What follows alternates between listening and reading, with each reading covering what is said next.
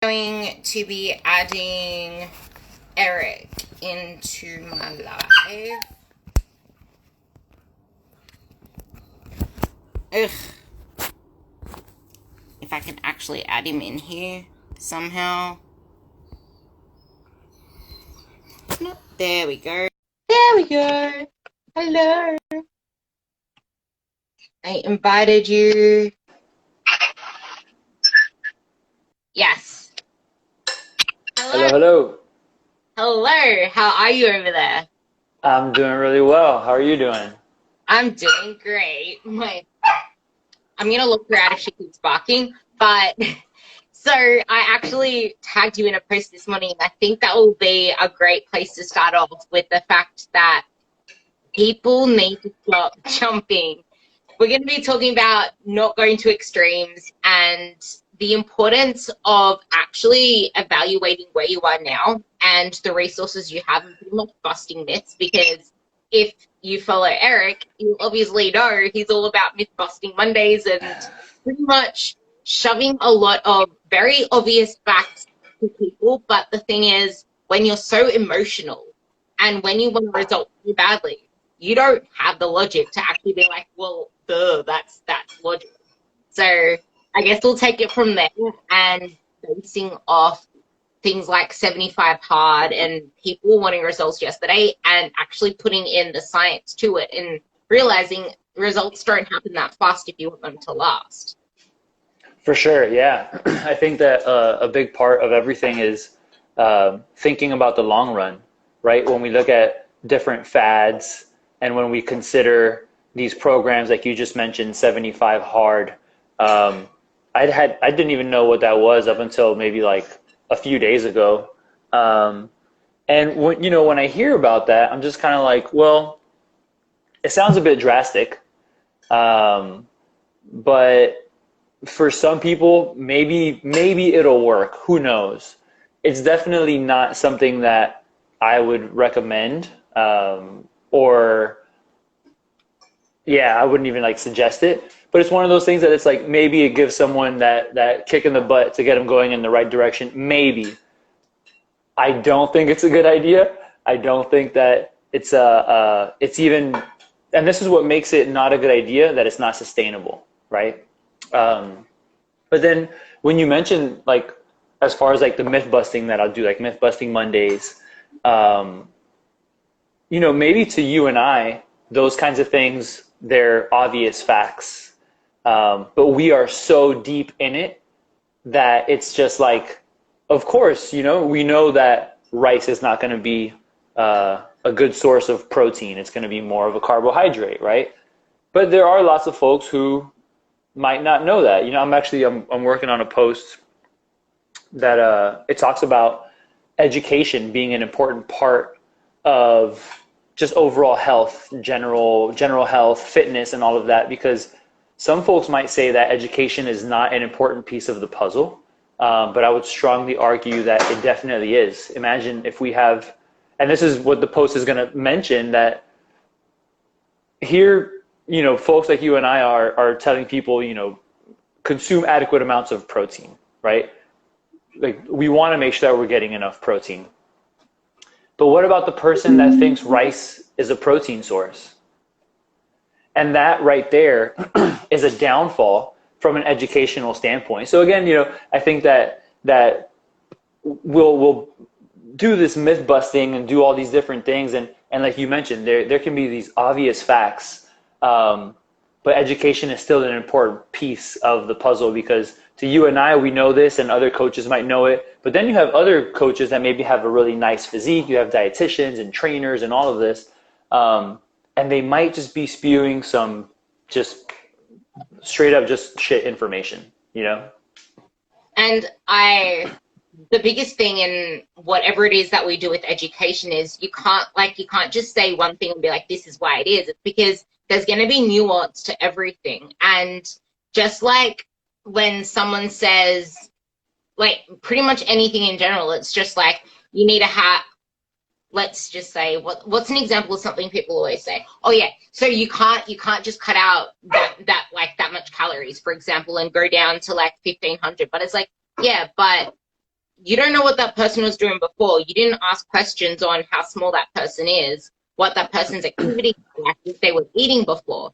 And then there's the nuance of in this industry, now it's all becoming so convoluted into, okay, but are you actually changing your body long term, or are you trying to line yourself up with the comp prep people that are all into the bulks and the cuts? And that's what is actually starting to aggravate me most, and it's what I'm gonna start talking about most, because a lot of people are into this whole, oh, you don't need to actually reverse up, you don't need to actually like bulk all the way up, you should be bulking all the way up, you can't build muscle and lose fat at the same time. But it's like there's nuance to everything. Like there's no such thing as extremes. Yeah, okay, maybe it's not optimal to want to stay really lean and like shred the fat off at the same time as building muscle, but no one said to go into a deficit. Like there is this thing called maintenance, and maintenance is not just one number, it's a range. And this is the biggest thing I want you to actually go on about, because you don't need to bulk and to cut and to bulk and to cut, because aren't you trying to stay lean for life? And like, I only just formed this opinion not that long ago, and that's reverse dieting is actually essential. Like the recovery diet, that's not for normal people. That's something for like bodybuilders and stuff, because if what you want to do is for life, you shouldn't be going into extreme dieting periods to the point where you actually need to restore your hormones. Like you shouldn't be pushing it that far.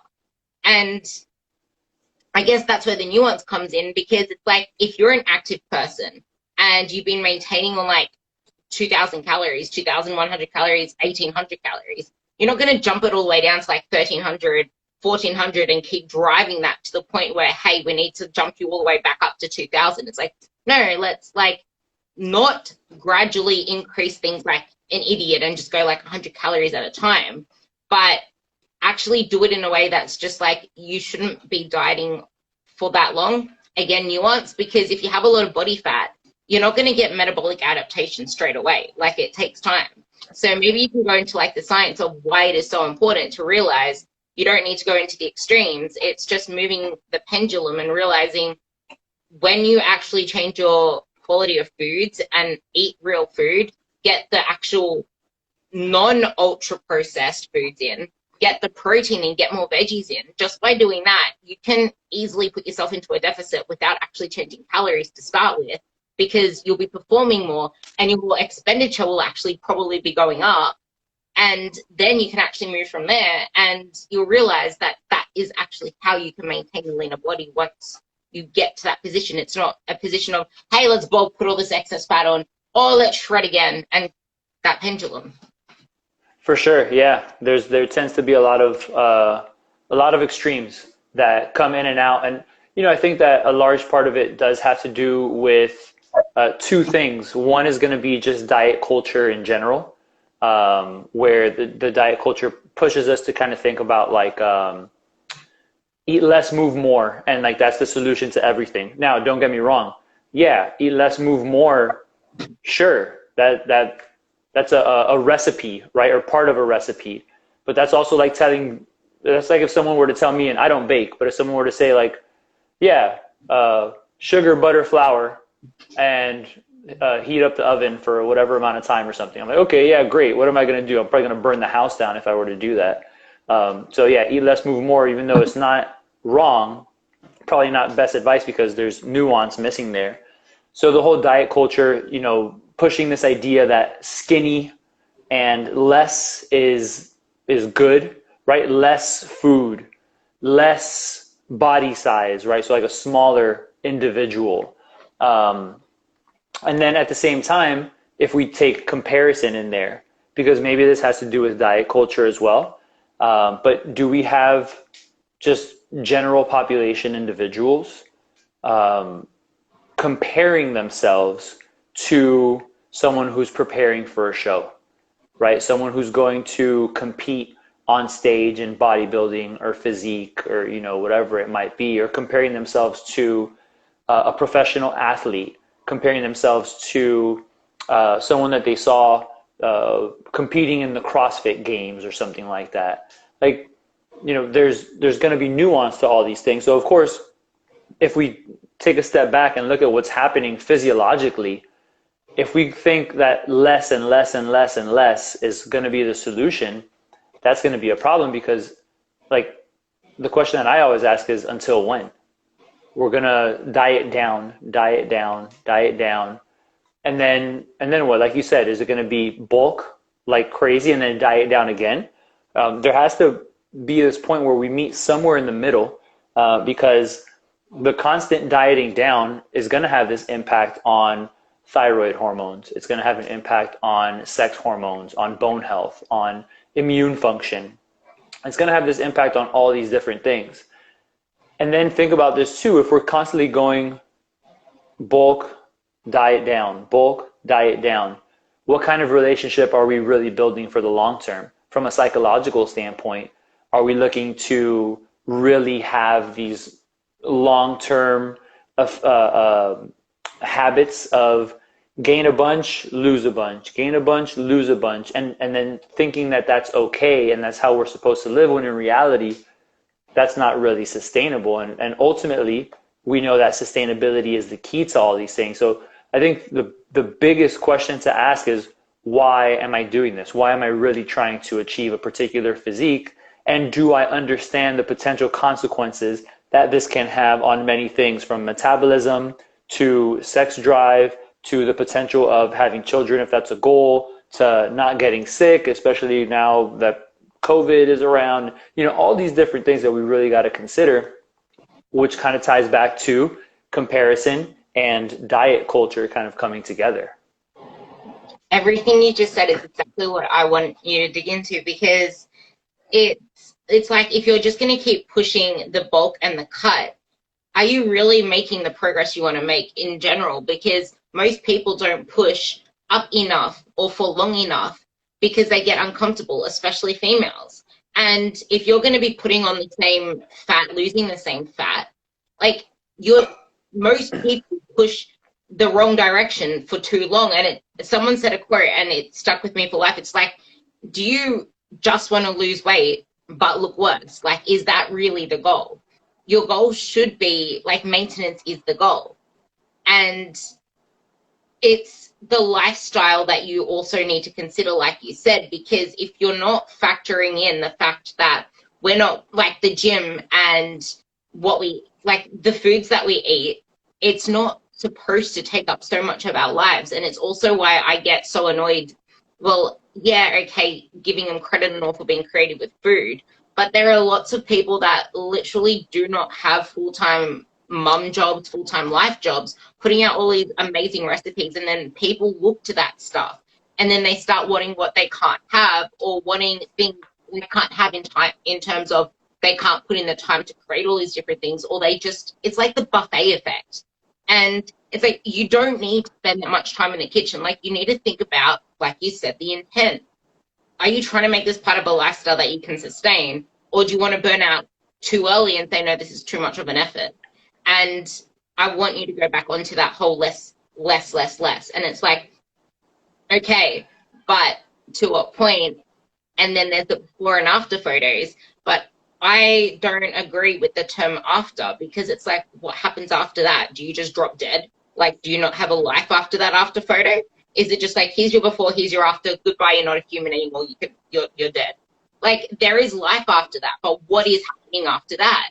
And I'm usually the one that gets people coming to me hesitant to even join up because they're scared of actually eating more food, without realizing that they are already eating more food. They just have on paper that they're eating 1,200 calories, or they're literally eating so little calories that their body has adapted to such a degree that maybe their menstrual cycles are screwed up. Maybe they're always getting sick. Maybe they're always lethargic.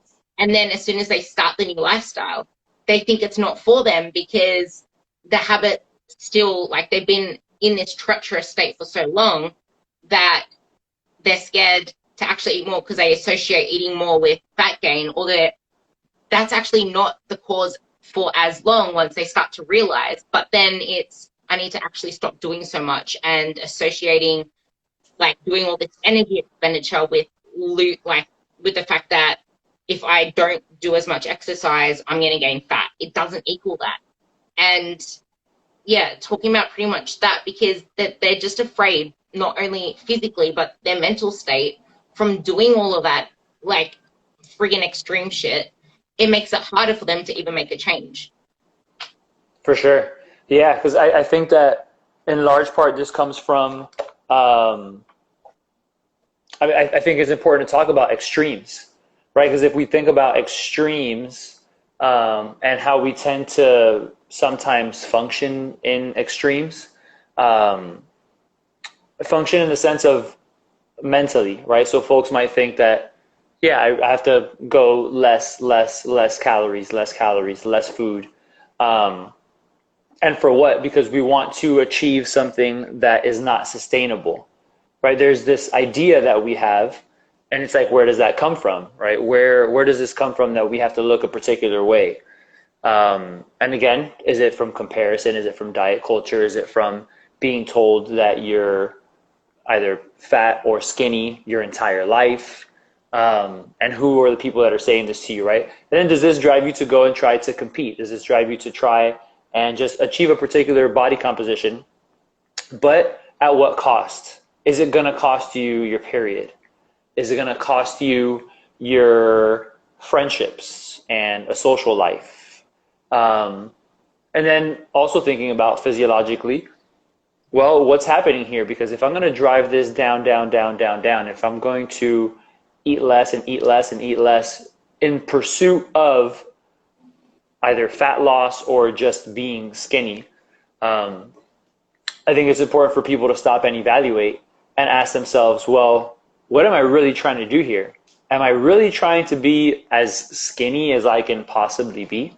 Have I really weighed out the potential benefits and consequences?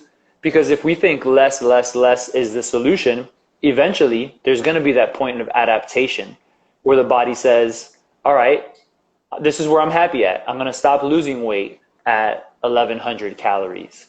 And then the individual might also experience brain fog, and they might also experience having zero energy when they're waking up in the morning.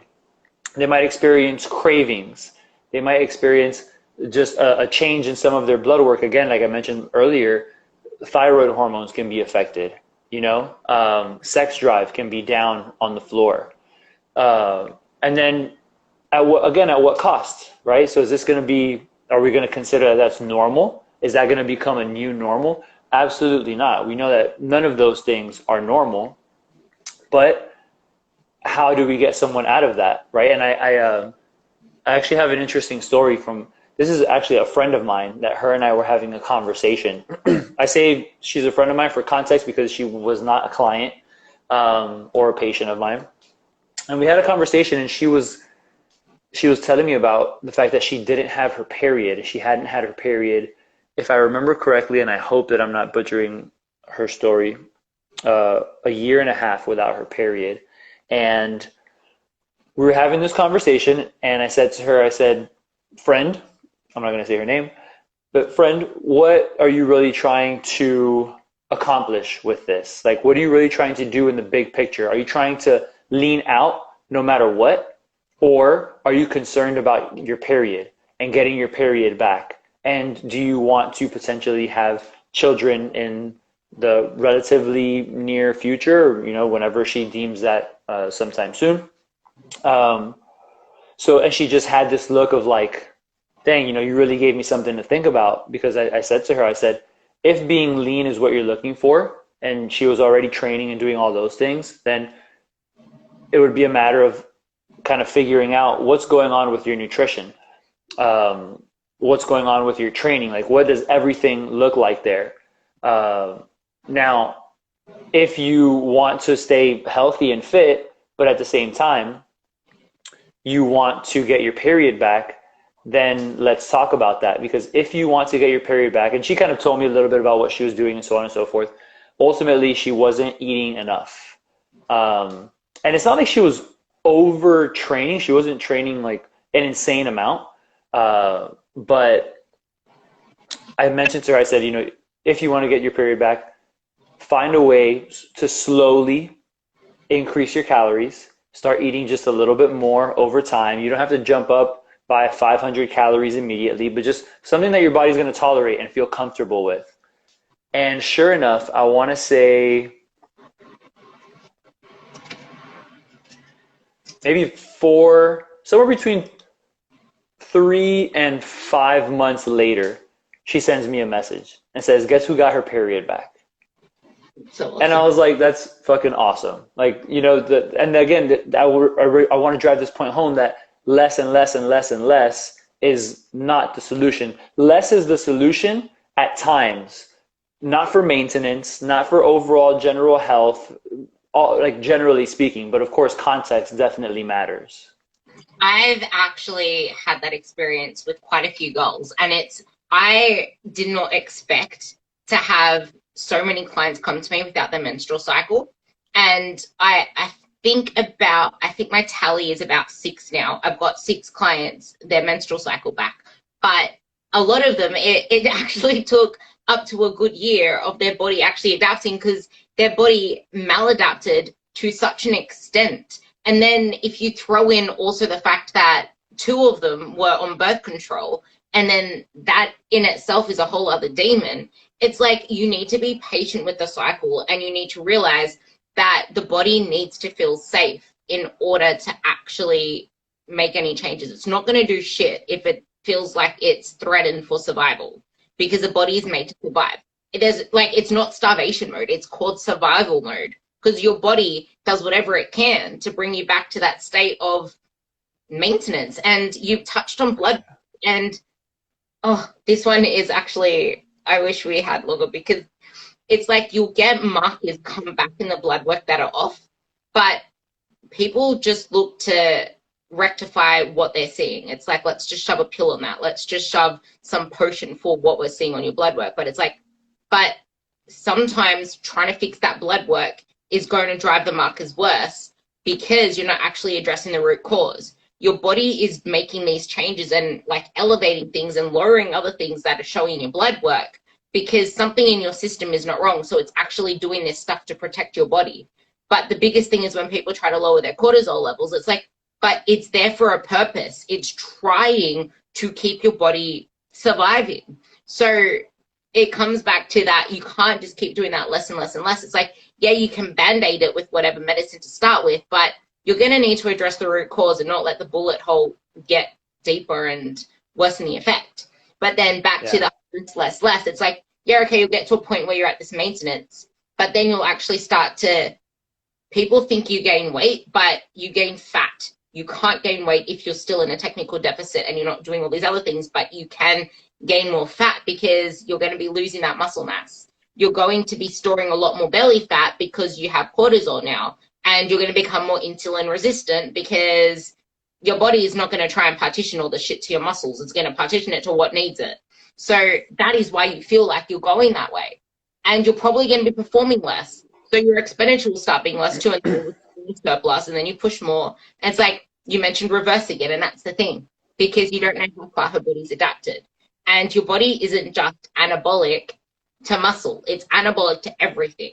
So you're not just going to gain muscle when you come out of the diet and then push yourself. It's going to come with the body fat, especially if you're in such a stressed out state and so insulin sensitive. So it is important, insulin resistant. So it is important to actually taper it up. So I want you to speak more on that part in terms of like the actual science behind it, because people need to realize that you need to actually realize there is a place here in maintenance. That's the goal. And you can actually achieve all that you want if you see it from the long-term view and realize that it's not just about pushing the gas pedal. Like, you need to cruise sometimes. And my new analogy is now your body is a vehicle. It's a car. Like, you can polish it, wax it, scrub it, do everything you want on the outside. Cool. You can even clean the insides a little. But sometimes it's going to need that deeper service work. It's going to need maintenance. It's going to need to actually go, I don't know how it works there, but we have to get like a green slip. We need to take it to the mechanics and to check engine lights and all this other stuff on the car. And without that, your car's going to fall short probably on the way to something important. And then what? For sure. Yeah. And then I think that that requires context as well, because for some people, less is going to be the solution if you're doing too much.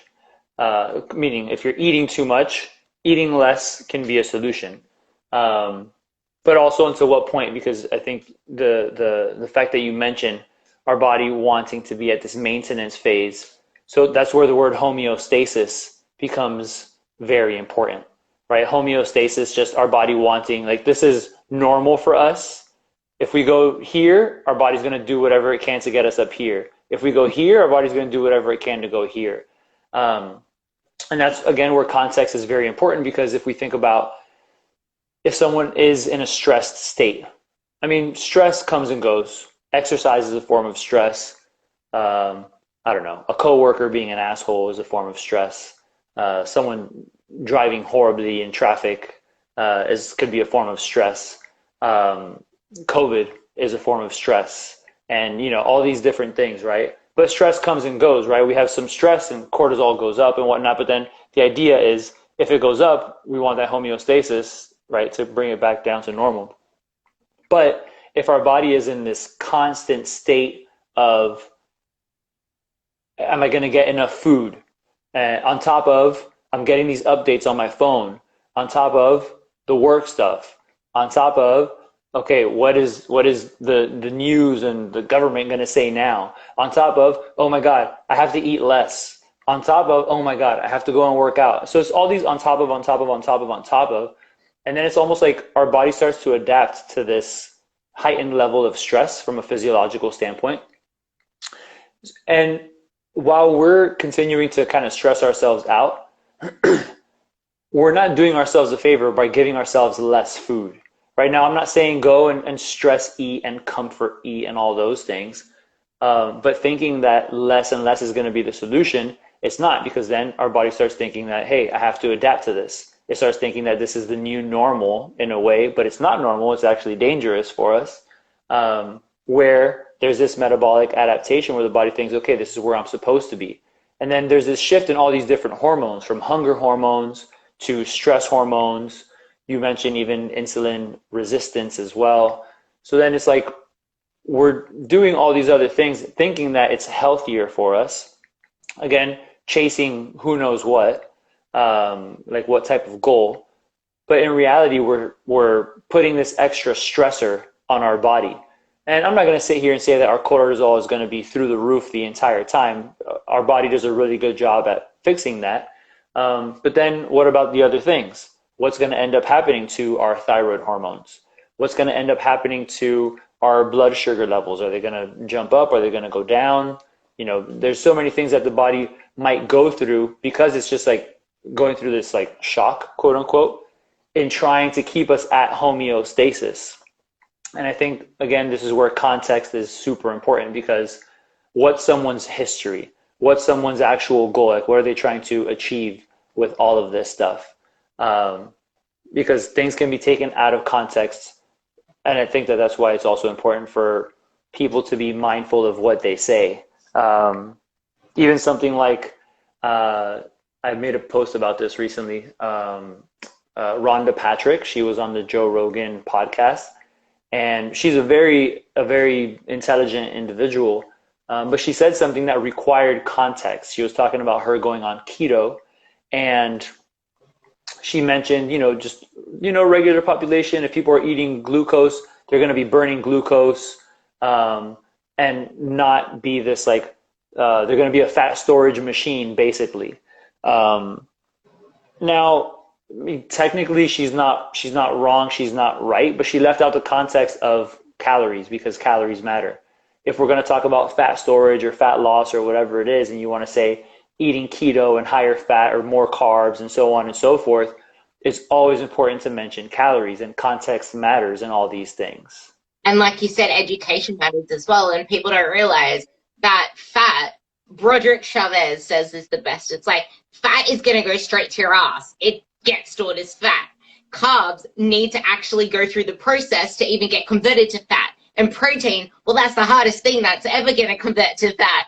And he was just, it was at a seminar, and you can imagine him like, you know, Broderick, he's just, it was hilarious. But it's like, fat gets stored as fat straight away unless you actually need it. Like, it does its essentials, and then whatever's left over gets stored in the fat cells. And fat cells aren't just for actual fat. Like, it's a toxic, it's where all your toxins go. And that's the other thing. It's like, the more fat cells you accumulate, the more storage sites of toxins that you have in your body. And it's just like, you're creating such a toxic environment for your body just by being over fat. And I guess that's where the context comes in as well. It's just like, some people need that faster fat loss to start with, but you need to have a game plan. And like you mentioned with stress depletes really valuable nutrients that are needed for your metabolism, like the B vitamins, like magnesium.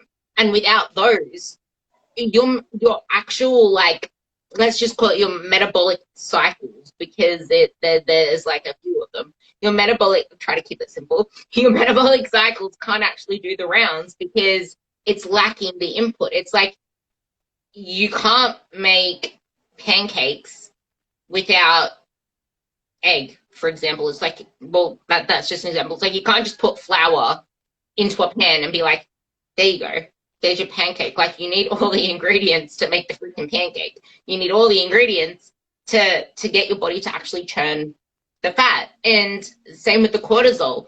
Like you said, like, your cortisol will stay elevated for a long period of time until your body gets maladaptive. And just like you get insulin resistant, I'm pretty sure you can get cortisol resistant as well. But cortisol with adrenaline is needed to actually kickstart the fuel burning process of burning energy. And then that's when you start to realize, okay, I'm in this hyper state. I'm not burning energy as I should because my cortisol receptors aren't actually doing their job. My adrenaline isn't doing what it's supposed to do because all these levels are just all crazy. And I'll let you kind of go into that whole, this is why your energy expenditure isn't in line with what you think it is. And like you said, context. It is very rare now, very rare, to have a client / patient come to you clean slate. They have tried shit before. And without knowing the context of where they're coming to you from, you can't really direct them because they could be maladapted. And if you slap a macro calculator sum on them and it says they're up here, but they're maladapted down here, that ain't gonna work. Or if it gives them something down here, but they're somewhere up here, like with me, that ain't gonna work. Yeah, for sure. Because the context always matters. So knowing the history is going to be super important. You know, and even to the point that you mentioned, because context is always going to matter, even in an individual that's stressed out, and understanding those mechanisms of how cortisol works and how insulin works and how glucose metabolism works. Understanding the context behind that is super important, because just because cortisol does X, Y, or Z, potentially causing fat storage or those sorts of things, in order to get to that point where cortisol has these negative effects, like, we have to be totally screwed as far as like metabolism goes and the way that like our hormones are functioning. Because even though we can get to that point where our body's not going to function properly, generally speaking, it takes quite a bit for someone to get to that point. I mean, they have to be run down, potentially like either starving themselves or overfeeding themselves, just not managing stress properly. And that's just the context to it. Because, yeah, I mean, someone can potentially not respond very well to cortisol, in the sense of maybe they have cortisol like spiking up too much, or it just stays so low that they can't even produce energy levels to function. But there's context in all that, right? So there's context in understanding, like, wow, yeah, there's cortisol, insulin, sugar, and so on and so forth. They do so many things. But I think, and for anyone that listens to this, I think it's important for them to take this point home, that, okay, this might not apply to me, but it's just something to keep in mind. And it might not apply to me in the sense of, like, most people their cortisol and their other hormones, they tend to function well, for the most part. But what are we doing throughout the day to manage stress? How is this affecting our nutrition? What type of hormones are being affected when we do get stressed out? When I get stressed out, am I holding on to it? Am I doing something to release that stress? Because the body is really good at homeostasis. But then going back to the whole individual that we were talking about, like hypothetically speaking, if we're thinking less and less and less and diet down, diet down, diet down, they're never going to feel good. Like, and at what point do you feel good about yourself? Like when you get like very skinny, or is that even what you're trying to accomplish? You know what I'm saying? Like there's just so many things that it's important for us to kind of keep in mind, as far as homeostasis being important and keeping things in context, because it's easy for us to just kind of like lose sight of that context and then think that, oh, this is a one size fits all, or such and such thing worked for my friend, so I got to go on that. And then someone as a coach has to, like, to your point, 100%, listen to this person's history and understand what have they tried, what are they currently doing, and how can we go in the right direction, whatever the right direction is, in order to help fix whatever is messed up in this case. And something else to add on to that is sometimes the answer to a client's or patient's question is going to be, it depends. And like it should always be, because like we could expect a certain outcome from something, but it might actually be different for that person, because not everybody responds in the same way. And it's just like asking a question for why we implemented something for them. It's like, well, try it out, see what happens, and then there's your answer. We can't always give an answer to everything, because yeah, we may, like, I can't remember where I heard it on, but it was like research gives averages. You need to be able to actually apply whatever it is and take the individual out of that and see where that actually produces the results you want to get, because research doesn't do that for you. It proves shit wrong. It doesn't prove shit right. It literally proves shit wrong. Like, okay, this didn't work, because there are all different things that lead to the right answer. It's not just, okay, this research says that this is the only way. And then people take it too far and then they try to micromanage everything. And it's just like, no, you need to like just see it as it is, apply it to your context and see how your body responds from there. Because a lot of the time when it comes to research, it's people that haven't been through however many years doing whatever you did for all those many years. So you need to apply it to your history as well. And back onto like the stress even can impact the way that you digest, the way that your gut functions. And then people think that they have poor gut health, when instead of being like, that's the biggest thing that I'm finding. It's that people are claiming, oh, I need to take this supplement for my gut, I need to take probiotics for my gut, I need to do this for my gut. It's like, you do realize that heightened levels of stress do that shit to your gut, because you're not going to be digesting properly. Your body's not going to be absorbing nutrients properly. You're going to actually slow down that motility rate. So that is why your gut is doing what it's doing, and you don't need an expensive supplement to fix it. You just need to make it easier for yourself. Like something that I do as often as I can when even I'm stressed out or when my clients are stressed out, make food the easiest that you can to digest, absorb, and assimilate, like mincemeat, fish, stuff that's already pretty much pre-digested. And don't just jump to a supplement. And because I know you need to go soon, I was gonna say, do you want to sum this up by just give your 4 top myths that you are seeing surface the most lately? For sure, yeah.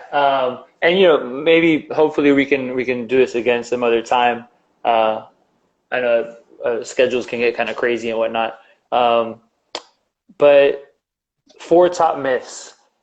I don't know that there are 4 exact ones, but I do have quite a few that I can think of. One of them is just about anything about protein.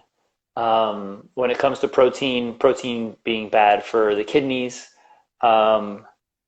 protein like more than 25 grams doesn't get absorbed, and and if there's anything that you're hearing about protein out there from someone, it might not be accurate, right? Because people have these misconceptions about it, but we do absorb more than 25, 30, 40 grams of protein. Protein is not bad for our kidneys. If anything, I consider protein like the the king macronutrient, so to speak, or like the master macronutrient. Um, so yeah, one of my favorite things to say is when in doubt, protein. Uh, Something else that I think is uh, a bit of an annoying myth is when people take creatine out of context in a way. Um, I think that when they mention something like creatine being a steroid or that creatine caused someone to have roid rage, um, and I'm just like, people don't, and you'll see this like on like websites, like media outlets and whatnot. I'm just like, listen, the people reporting this stuff don't even understand what creatine is, what it does, how it works, and any of that. So a lot of the stuff that people say about creatine is another one of my like favorite myths to bust for sure. um, Another one that I think is important to mention is about women and women lifting. What's up, Scott? One is women lifting and lifting being bad for women in the sense that they're going to quote unquote look like men. I mean, what does that even mean, for one? Um, and the fact that people think that if women lift weights, that it's going to affect their menstrual cycle, or I mean, just so many different things that you might hear. And it's just like, no, women, men, whatever, dogs, everybody should be lifting weights in some way, shape, or form. So those are three different areas as far as like myths are concerned. I think another big one that I'll kind of finish up on is that supplements aren't helpful. That like a multivitamin is just expensive urine or expensive pee. Supplements are proven to be effective. We just shouldn't look at them as the answer to everything. They're called supplements for a reason, right? They're not called replacements like, hey, I'm going to take this replacement pill. They're not called instead ofs. They're supplements. So they're supplemental to our nutrition. So I think with that being said, supplements, they have their time and their place. First and foremost, take a look at the big picture of what you're doing as far as nutrition, stress management, sleep, exercise goes, and then of course supplement as deemed necessary there. The right supplements at the right time for the right individual. Except vitamin D, definitely take vitamin D. Yeah, that's one that, man, I've seen so many people are deficient with vitamin D. It's crazy. It's like my must. If someone says they're not taking like the magnesium, I'm like, that's cool. Just make sure you're taking your freaking vitamin D. But Yeah. Scott mentioned something. I just really wanted to mention something. Yeah, he meant resistance training, but he said the wrong word, but that made me think of something else.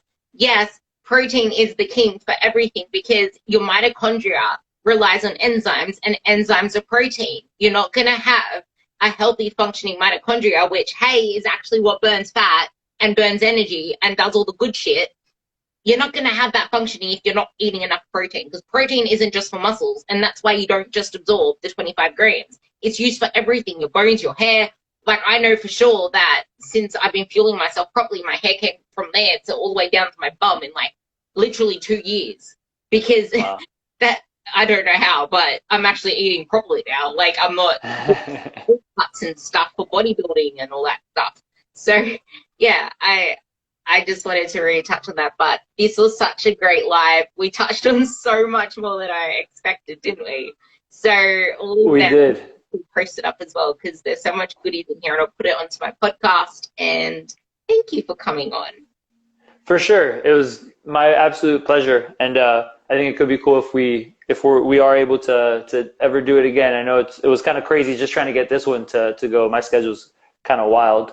But thank you for having me. It was a pleasure to be on here chatting. Okay, thank you so much, and I will speak to you later. Alrighty. Bye. Bye.